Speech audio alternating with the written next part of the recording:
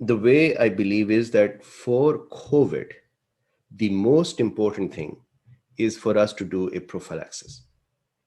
And for prophylaxis, the benefit of prophylaxis is not only to reduce the chances of COVID, but also to reduce the chances of a long haul or post COVID syndrome, which is actually very debilitating. So, for prophylaxis or for better protection, one that is the most important thing I feel is vitamin D levels greater than 39 nanogram per milliliter. And so I have tried home kits for myself as well. They do not work as well. Go to those labs, get a professional vitamin D level. In the meantime, vitamin D out in the sunlight is very, very important. So I give my own example so that I'm not advising others for them. I had been taking 10 to 20,000 international units of vitamin D every day in the beginning of pandemic. My vitamin D levels were low. They were at 19 nanogram per milliliter. So normal sufficiency level is 29 or 30 and above. And I had to bring it to 39. So vitamin D, vitamin K2 is very important. It is a partner with vitamin D to keep calcium correctly mobilized.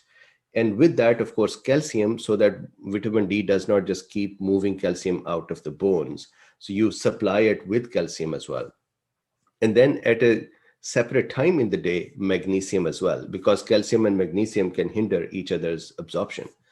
So this is one core set that we all should have and keep our vitamin D levels correct. The second set that I have been using for myself and for the cool beans for my patients has been quercetin and zinc. Quercetin is sort of a replacement for hydroxychloroquine. It is not hydroxychloroquine, but it is something that brings zinc inside the cells. It doesn't do the rest of the things that hydroxy can do, but still it is useful. So zinc plus quercetin on daily basis. And if we cannot avail quercetin, then things which have red skin, for example, red apples, for example, red onions. For example, there are those bell peppers that are red in color, or there are berries, strawberries, they are red in color. So those things, those vegetables or fruits that have red in them, they have quercetin in them. So if you don't want to take quercetin, take some zinc and then maybe eat an apple or two apples. So this was the second part. If you wanted to go above and beyond this in terms of supplements, then a very important thing is vitamin C to add. Vitamin C is a great antioxidant. It is generally better for the immune system. And then if we are under stress because of COVID or other viruses or bacteria, it would help as well. Now, optional, one can take CoQ10, uh, that is an antioxidant. Then we can take NAC, which has become nowadays quite a debate and an issue as well. It's not necessary. If you don't have NAC, you can take glutathione.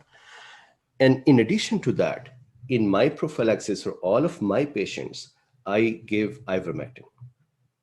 And now, based on where they are located, if they are, for example, in a country where the outbreak is not that intense, then I give them therapeutic dose 0.15 to zero point 0.2 milligram per kilogram body weight for on a weekly basis. So in this dose, the therapeutic part is 0.15 to zero point 0.2 milligram per kilogram. The non-therapeutic part is weekly part. That is not known. So in the deworming, it is used either on monthly basis, 3 monthly basis, 6 month or yearly, and I give it weekly basis. I believe that FLCCC has also started administering prophylaxis with weekly. They used to say biweekly or maybe twice a month. In the areas of outbreak, for example, India or Pakistan or Malaysia or other areas where there may be hotspots emerging, over there, the therapeutic dose can actually be increased. And that is from zero point 0.3 to zero point 0.4 milligram per kilogram body weight. Yesterday, I was interviewing Dr. Hector Carvalho from Argentina, and he said that he has been using zero point 0.6 milligram per kilogram body weight.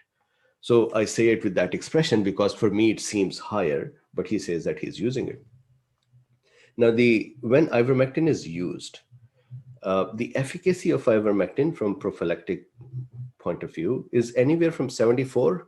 74 are the studies that are from Egypt, from India, from other countries, and anecdotal doctors saying, hey, 99% of my patients have not been going to hospital or not becoming very sick if they were on it. So that is more of an anecdotal observation. From a study data point of view, 74% and above is the efficacy. That means people can still become sick with ivermectin, but the percentage is low.